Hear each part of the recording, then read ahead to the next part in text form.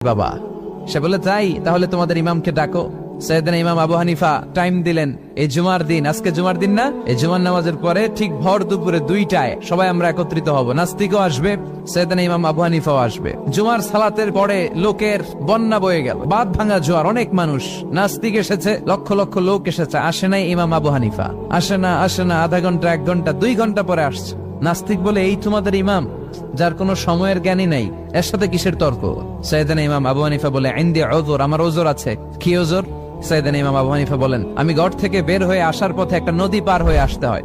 আজকে এসে দেখি নদীর মধ্যে কোনো মানুষ টানুষ নাই, নৌকা নাই, মাঝি নাই, কিচ্ছু নাই। তো হঠাৎ দেখলাম পাশে বিশাল বড় একটা গাছ, এই গাছটা এমনি এমনি 2 ভাগ হয়ে গেল। হঠাৎ গাছ থেকে এমনি এমনি লম্বা তক্তা হয়ে গেল, এমনি এমনি তক্তাগুলো জোড়া লেগে নৌকা হয়ে গেল।